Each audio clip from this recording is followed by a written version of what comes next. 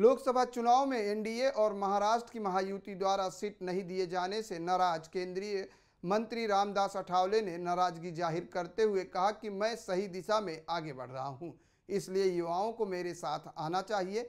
भले ही हम बीजेपी के साथ हैं, लेकिन हमने कॉमन मिनिमम प्रोग्राम का गठबंधन किया है। रामदास अठावले ने कहा कि इंडिया गठबंधन सिर्फ संविधान बदले जाने की अफवाह फैला रही है। ये भारत जोड़ने की यात्रा नहीं बल्कि भारत तोड़ने की यात्रा थी। बीजेपी में बदलाव आ गया है, अब बीजेपी बदल गई है। बीजेपी सभी जाति और धर्मों की पार्टी है। बता दें कि केंद्रीय मंत्री रामदास अठावले ने डोंबिवली में आयोजित दूसरे राज्य स्तरीय बौद्ध धम्म सम्मेलन में शामिल होने आए थे। केंद्रीय राज्य मंत्री रामदास अठावले ने वंचित बहुजन अघाड़ी के महाविकास अघाड़ी से बाहर होने की बात पर कहते हुए कहा कि वंचित का यह सही फैसला है। अपने दम पर लड़ने का जो फैसला प्रकाश अंबेडकर ने लिया है वह बिल्कुल सही है, इसका कोई दूसरा इलाज नहीं था। महाविकास अघाड़ी का विकास नहीं हो सका। उन्होंने कहा कि पिछले 10 सालों में बदलाव का अनुभव कर रहे हैं वो। देश में नरेंद्र मोदी की ही एकमात्र बड़े विकल्प हैं। साथ ही उन्होंने राज ठाकरे और भाजपा के गठबंधन को लेकर कहा कि मनसे अभी तक अधिकृत रूप से एनडीए में शामिल नहीं हुई है। यही कारण है कि सीट बंटवारे में मनसे को जगह नहीं दी गई। उन्होंने आगे कहा कि आरपीआई महायुति में है, जगह की दिक्कत थी। मैं शिरडी के लिए जिद कर रहा था, लेकिन शिरडी सीट नहीं मिल पाई। लेकिन हमें उम्मीद है कि एनडीए में शामिल सभी दल और एनडीए के जो प्रमुख नेता हैं उन्होंने जो वादा किया है वो निभाएंगे।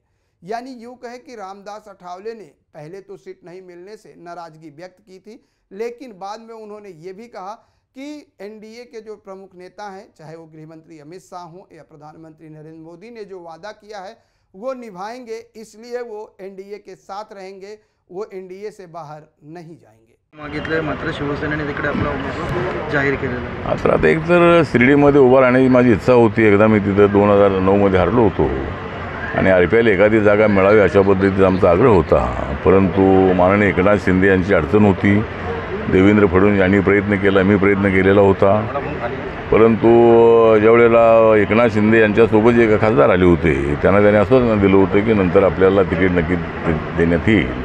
आणि शिर्डीमध्ये सदाशिव लोखंडे तिथले सिटिंग खासदार होते, त्यामुळे शेवटपर्यंत प्रयत्न करूनही ती जागा आपल्याला सोडली नाही। परंतु देवेंद्र फडणवीस यांनी रिपब्लिकन पक्षाला पुढचे जे माझं 2026 मध्ये माझी राज्यसभा संपते ती कंटिन्यू करण्याचे आश्वासन दिलेलं आहे। त्याचबरोबर केंद्रामध्ये आपल्याला राज्यमंत्रीपद तर आता आहेच आहे, पण केंद्रामध्ये कॅबिनेट मंत्रिपदासाठी मी प्रयत्न करणार असं त्यांनी सांगितलेलं आहे।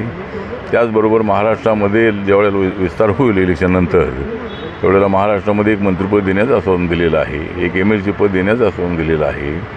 त्याचबरोबर सगळी महामंडळं आहे त्याची 2 चेअरमन पदं, काय सदस्यपदं, जिल्हा तालुक्याच्या कमिट्या, एसईओ याच्यामध्ये सुद्धा आरपीआयला प्राधान्य देण्यात येईल अशा पद्धतीची भूमिका त्यांनी मांडल्यामुळं रिपब्लिकन पक्षामध्ये जी नाराजी होती त्या नाराजीच्या संबंधामध्ये त्यांना सांगितलं की आरपीआयचे झेंडे अनेक ठिकाणी दिसत नाहीत। सरकार आपल्या दारी असे कार्यक्रम होतात त्यावेळेला 3 पक्षाचे झेंडे दिसतात, पण आरपीआयचा झेंडा दिसत नाही। त्याबद्दल आमच्या पक्षामध्ये त्या नाराजी आहे, तर त्याच्यामध्ये सगळी दुरुस्ती केली जाईल आणि आरपीआयला जो सन्मान आहे तो दिला जाईल असं आश्वासन त्यांनी दिलेलं असल्यामुळं आणि गेल्या 10 वर्षाच्या कालखंडामध्ये नरेंद्र मोदी यांनी जी कामं केलेली आहेत, बाबासाहेब आंबेडकरांच्या अनेक स्मारकाची कामं पूर्ण केलेली आहेत। मुंबईमध्ये हिंदू मिलचं स्मारक जे आहे 1112 कोटी रुपये खर्च करून त्या ठिकाणी होत आहे आणि याची अनेक कामं जी आहेत ती केलेली असल्यामुळं रिपब्लिकन पक्ष आणि एनडीए सोबत राहण्याचा, महाराष्ट्रामध्ये महायुतीसोबत राहण्याचा निर्णय घेतलेला आहे आणि आम्हाला पूर्ण विश्वास आहे की या निवडणुकीमध्ये तिसऱ्यांदा नरेंद्र मोदी प्रधानमंत्री होतील आणि या देशाचं संविधान मजबूत करण्यासाठी या देशाचं संविधान कोणी बदलू शकत नाही। ते बदलणार अशा पद्धतीचा अफवा जरी पसरवल्या जात असल्या तरी त्या ठिकाणी मी त्या मंत्रिमंडळामध्ये आहे आणि संविधानाला मी अजिबात हात लावू देणार नाही।